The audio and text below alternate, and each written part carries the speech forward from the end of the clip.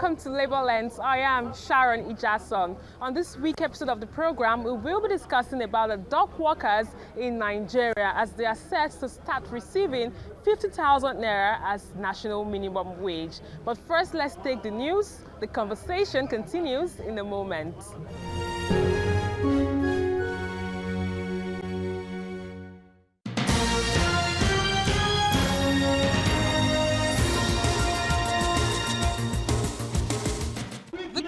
Demand for a new national minimum wage, according to Labour leaders who participated in the protest in Lagos, Nigeria, has gone beyond the stage of negotiation. Labour leaders who attended the rally had this to say about the current struggle. Organized labor in Nigeria, we have agreed and fixed today as a nationwide protest and rally to sensitize our members, to mobilize them, to sensitize the public, the market women, the artisans, the transporters, that a murder of all strike is coming up. 30,000 naira, no retreat, no surrender. We have been clamoring this issue for a very long time. The minimum wage supposed to have been implemented since 2016. And if we are now agitating it in 2018 till 2019, it's a disheartening something. Organized labor took time to distribute leaflets which contain information on workers' demands. In year 2000, state workers got 5,500 naira as minimum wage, while federal government workers received 7,500 naira. It was later unified and increased to 18,000 naira in the year 2011. The problem we are having is that our governments are not prioritizing their needs. If 1.7 billion can be budgeted for feeding allowance at Aso Rock, and a common man, an average worker, 30,000 naira, 1,000 naira per day, which is not even up to $10.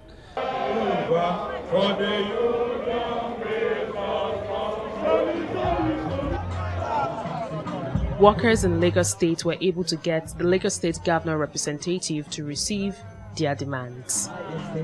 They are doing the right thing by sending His Excellency to other governors in other states. For the fact that they know that Governor Akinwumi Ambode can talk to other governors. That is why they were here. I will hand it over to him, and I'm definitely too sure that His Excellency in the Governors Forum meeting, he will talk to other governors to put everything into consideration. Organized labor just finished the sensitization exercise here in Ikeja, Lagos, and I am concerned about those that have been given papers on what should be expected from organized labor. Were you given the paper? Yes, I was given the paper. So what is your message to the government as an average Nigerian worker? What do you want from the government? My message to the federal government is to be sincere on this promise, 30,000. The federal government must pay this money. And whenever they even call, the labor call for, NSC call for strike, I will surely join them. I will support them.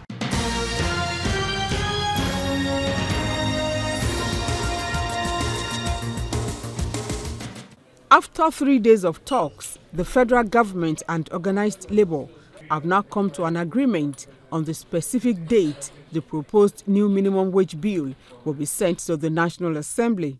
The agreement, which led to the signing of a memorandum of understanding, came after last Friday's meeting, which dragged on for hours, and Monday's 4-hour talks.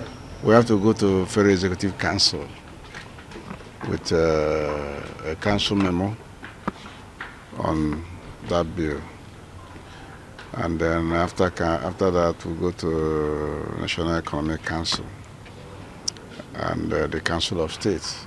We have had some useful discussion. As we are aware, you have also seen that we have tried to consult. Some progress has been made. At the resumed meeting on Tuesday, both parties went straight to business, and in no time, an agreement was reached. Labour and Employment Minister Chris Ngige is the leader of the government team. He expresses confidence the timeline set to table the bill before the Federal Executive Council, the National Economic Council, and the Council of States will be adhered to. Organized labor says it has fought a good cause, but believes the victory is not yet complete. Waba says workers' goal is the realization of the implementation of 30,000 naira as new minimum wage. We are going to try to religiously implement all the processes that will enable us transmit this bill within the stipulated time. We have a target time of January 23. What we have tried to exert from the agreement and understanding is to have a clear timeline of when the bill will be transmitted to the National Assembly. We are not yet there because until the money is in the pocket of Nigerian workers, we cannot be said the process has been completed. By this agreement, the federal government has been able to put on hold the proposed strike threatened by organized labor. Former President Goodluck Jonathan signed the new minimum wage bill into law in 2011 after 3 years of struggles by organized labor. The bill is renewable every 5 years, and labor has been at the forefront of an upward review since 2016.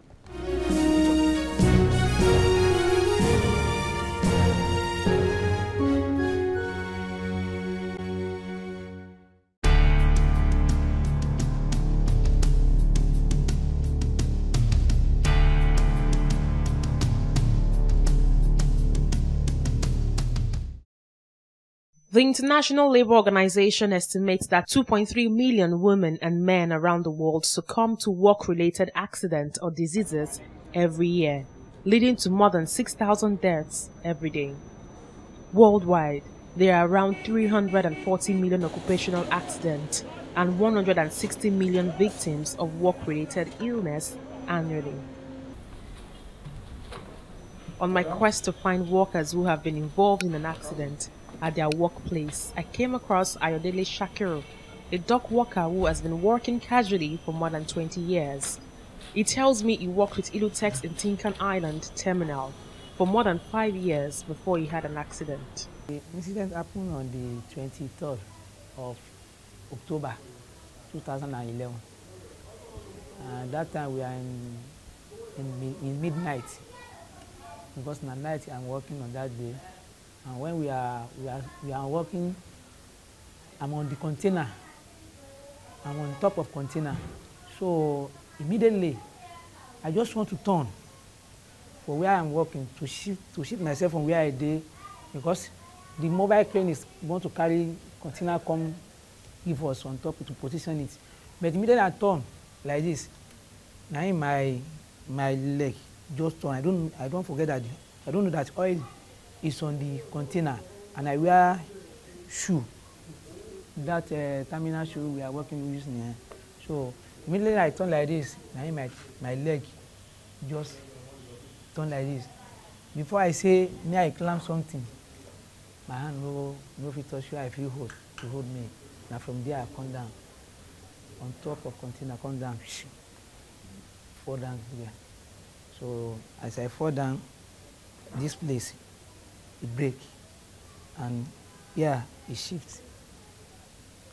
So now the thing when I see with that, so when I just open on I see myself at hospital. It tells me his job involved loading, checking and unloading of truckload freight shipment using a forklift, pallet, jack and truck, all by hand. Mr. Shakiru says he can no longer meet up with the demands of his family because jobs on the dock require physical strength. Since the time the incident is happened, I'm facing different challenges of to paying for house rent and for their school fees. Even I have already changed my children, because from one school to the another one, because of to pay their school fees. And even on the houses, there are sometimes I went to the company to assist me on the matter, and they say nothing they can do. So nothing.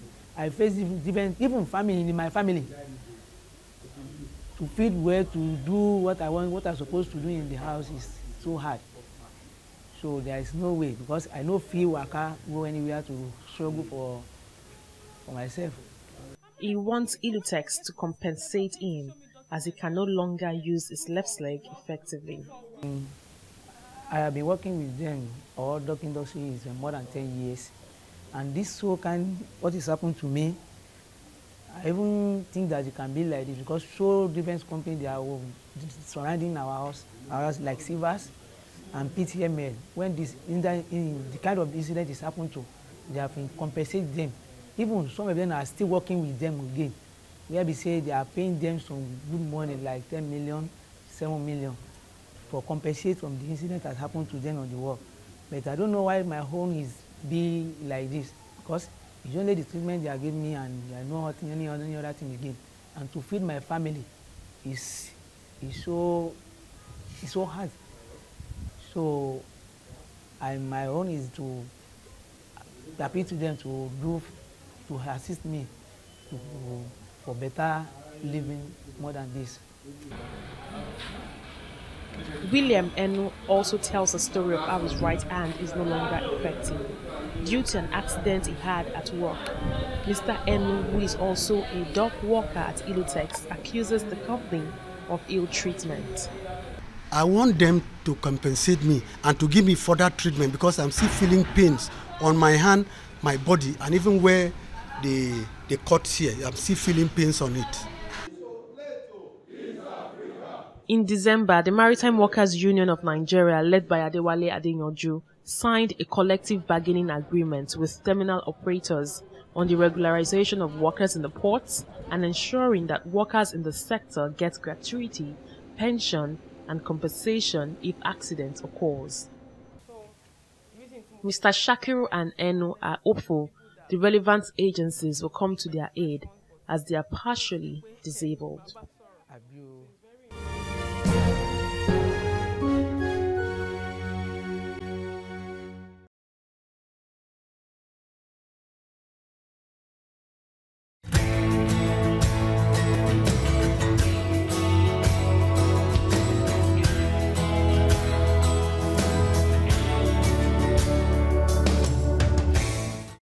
On the profile interview segment this week, I will be speaking with the President General of the Maritime Workers Union of Nigeria, Comrade Adewale Adeyanju. He'll be sharing with us how his union was able to get a 50,000 naira benchmark as minimum payment for dock workers across the country. Take a listen.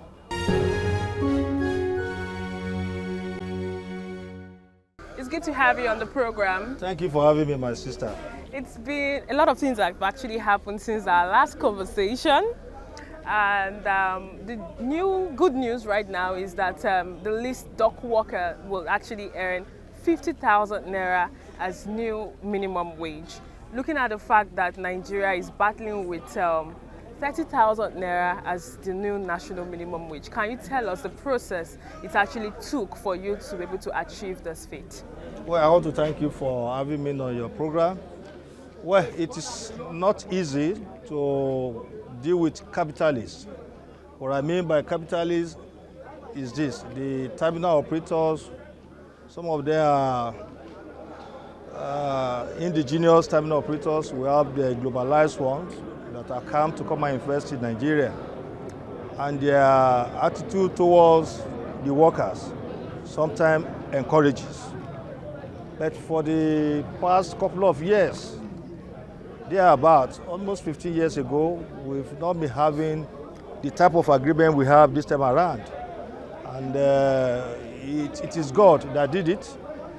And with the support of the stakeholders, the support of terminal operators, the chairperson of terminal operators, the Nigeria Port Authority, who are the master stevedore in the past, before they transcended to terminal operators. Then the NIMASA as well, who midwife the NGIC. We have to thank them for a good and a wonderful job. The 50,000 minimum wage you're talking about, it's a long story, which I think I will not be able to say more, but I will only say a little about it. For the past 8 years now, we've been battling over it, where somebody will be on salary of 30,000 naira for 8 years. And we felt there's need for us to improve upon their wages. And moreover, we have a 3 board of operations in the port, related to dock workers' job. We have permanent employment, we have payment by tonnage, and we have time-related wages. The permanent employment are those ones engaged by the terminal operators themselves. The payment by tonnage are those ones that are operating on bulk cargo operations. So we felt there's need for us to have a minimum standard. And the minimum standard we've just gotten now is one of its best, or one of its kind. We have not had it before. And kudos to all the stakeholders, the terminal operators, the Nigeria Port Authority, the NIMASA as well. So what has been your members' response towards this development so far, especially when they compare it with the arrangement they had before, because there was actually no CBA before, now they have a CBA. What has been their response towards this development? Well, at my level now in the union, if we don't do it, somebody else will do it better than us. Because I've signed an oath and I've determined my life to the welfare of the dock workers. Because I was born a dock worker and I remain a dock worker. I'm representing almost 4 branches of the union, the MPA branch, the shipping branch, and seafarers and dock workers. But the least suffer part of these branches is our dock workers. So I think we have to come out in this way by saying, okay, fine. We are the engine room, they are the engine room doing this job. They are the ones that are facing this heat. When you say gateway to Nigeria economy, it is the dock workers. They are the engine room that are doing the job. And we felt there's need for us when we are in NGIS. Okay, fine. Give us what belongs to us. We are not saying, we are not being rigid. We are not saying you cannot give us 100%, but give us reasonable amount of money that at least the workers hope will be okay. So I think with what we have gotten now, I think we have to thank God. In the past, there's not like pensions, nothing like terminal benefit, nothing like gratuity. But with this current agreement that we have just signed now, any dock worker that wants to leave the port today is entitled to his gratuity, is entitled to his terminal benefit, and is entitled to his pension. So that is the beauty of this agreement we just signed now. Because if for the past 16 or 15 or 18 years, we'll be having it, I believe dock workers will not be loitering about the street, they will carry out this type of verification we are talking about. Can you tell us the benefits of having a collective bargaining agreement right now? What do you think will happen in turn in terms of the performance of dock workers? It's an empowerment. The CBA of today is an empowerment. That CBA of today is to empower the workers to do more, because much has been given. They have been giving us much. They have touched all the area involved in this agreement. The 3 modes of operations, the terminal operators, they have touched it. They have their percentage, and I believe they are going to deliver. When you motivate the workers very well, they will perform. But the moment you don't motivate them, they will not perform. Now that we have the workers' welfare being taken care of to a large extent, my concern is about the state of the Apapa Tinkan Wharf Port. There's been reports also that most people don't use our port anymore. They go to the nearby ones, like the one in Cotonou and the likes. What can be done to ensure that our port is more active so that our economy will be more viable? You and I know what we have been passing through in the hands of the Minister of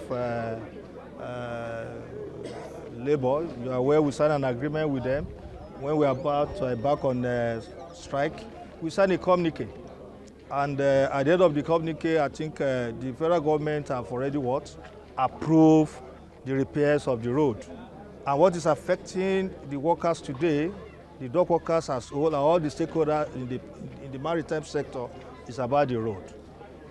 Look at what is going on. Even the upper road that is being repaired, put in place to use, the tanker have already taken over the new road. So, and it's affecting us. If you go into an ENA terminal or go to another terminal, there's no activities there as a result of the bad road. Because if you are repairing the other road, that I'm talking about Tinker Island, there should be a palliative. And the government need to remove remove all those containerized trucks that have no business doing in the port, they don't need to be on the road. Because the road is meant for activities. It's for the users. It's not meant for truck people to just park their truck on the road. And that is what is affecting the dock workers today. But with the agreement we signed, because to us, we know how to do it. If the government doesn't want to do it, because we must enforce the implementation of that agreement. And at the same time, we are going to support the terminal operators to make sure that the area that is affecting them, the union too, are going to be involved. Okay, so moving forward, one issue that has been on the top burner in the dock workers sector is the issue of accidents and probably the worker not actually being taken care of, losing his job, and also probably be disabled and will not be able to perform optimally. Will this new CBA capture work accidents in the port? 100%, it captured it. Because in the past, if a dock worker had an accident, what they normally do to them is that they ask the stevedore contractor to take care of the accident victim. But we believe, before a person will come into Nigeria, there is a Sataran, there is an insurance. They are not be using it, and they are not be using them. But this time around, with this new agreement we have just signed, the union is involved, the terminal operators are involved, the P&I Club, who happen to be the insurance, because all the workers on board the vessels, both on board and ashore, are being insured by the insurance. And whoever had an accident on board the vessel must be taking care of the insurance. It's part of this agreement. So we have shifted most of all this problem back to the terminal operators, not shifting it back to the stevedore contractors, whom they are not encouraging. Because the stevedore contractors, they were not well paid. How would they take care of the welfare of the workers when they were not well paid? So compare with if somebody had an accident and you now shift it back to the stevedore contractor to manage, where is he going to get the money from? So that is why we now say, okay, the tripartite, that is the union, the P&I Club, and the terminal operators must be involved in any accident that happens to any dock workers on board the vessels. And they must pay them reasonable money, reasonable amount of money. But nobody pay for accidents. But you cannot afford it because it is an international job that we are doing. Okay, looking at what we have here right now, we have workers who are on board security and tally clerks. They are right here for verification. Can you share with us how you got to this point of verification? Well, I'm delighted, very, very happy to see that for the past couple of years now we've been battling these issues of tally clerks and on-board security men. And kudos to the Managing Director of Nigeria Port Authority, who, as a good mother, came out and said, okay, fine, let us verify them, make sure that they pay them what belongs to them. Because they are Nigerian men. They have family at home. They have contributed their quotas into this industry. Because the way you terminated the appointment of the stevedore contractors, who take care of the workers under them? Who take care of the workers under them? And that is why we now say, okay, fine. They are Nigerians. Let us do something that at least you can see their faces today, unlike what it was before, when if they hear of any union leader, the anxiety on them is almost very hot. But now, they now believe that there's hope for them. There's hope. Myself can sleep with my two eyes closed. But when you don't pay my workers, when you don't pay my members, how will I feel happy? Because the matter has been lingering on for almost 2 years and some months. But the management of Nigeria Port Authority, through the support of the MD of NPA, said, okay, fine, let them go and verify them. It's not only Lagos alone. They've done that of Port Harcourt, Warri, Calabar, Onne. I think Lagos is today is the last day for all the verifications. And we are so happy, we are so delighted that at least something is coming to the life of tally clerks and on-board security men. All right. Finally, I would like to ask you, are there any measures in place to ensure that the CBA agreement is honored? There's no how this CBA is not going to be honored by all the parties concerned. An agreement signed by the union, agreement signed by the DG Nimasa, ably represented by the ED Cabotage, agreement signed by the terminal operator themselves. Whoever reneged in the agreement or fail to enforce the agreement, we face the wrath of the union. Because the beauty of this agreement is well spelled out. We have sat for 6 months, and we have come out with a very good blueprint for the dock workers all over Nigeria's seaports. So nobody can tamper with the agreement. So how does this take care of casualization of workers in your sector?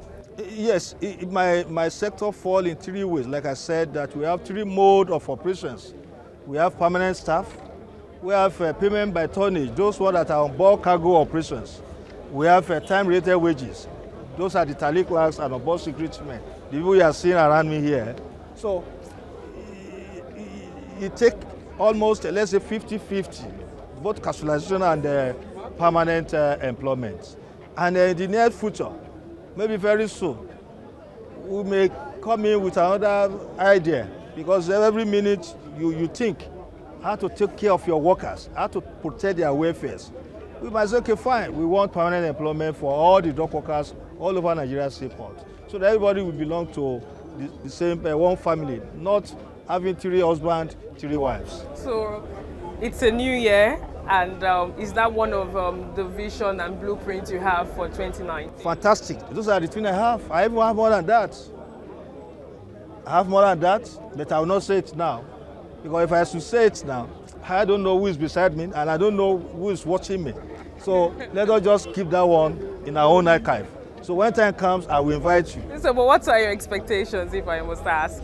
Yeah, my expectation is very, very high. High in the sense that we must make sure that we enforce this agreement from page 1 to the last page. The good side of that agreement must be what? Protected by the union, by terminal operators, by NIMASA, our regulatory agency. We must make sure that we enforce the agreement, because now the dock workers today, they have gotten an employer. If they are going tomorrow, instead of asking us to go and meet the stevedoring contractor that they were not well paid, now it is terminal operator that pays our gratuity, that pays our pensions, that pays our terminal benefits. That is the beauty of this agreement. Thank you very much for joining me on the program. Thank you for having me, my sister. And that's all we can take on today's edition of the program. Join us next week for a fresh edition of the show. I am Sharon Ijason. Thanks for watching, and remember, labor creates wealth.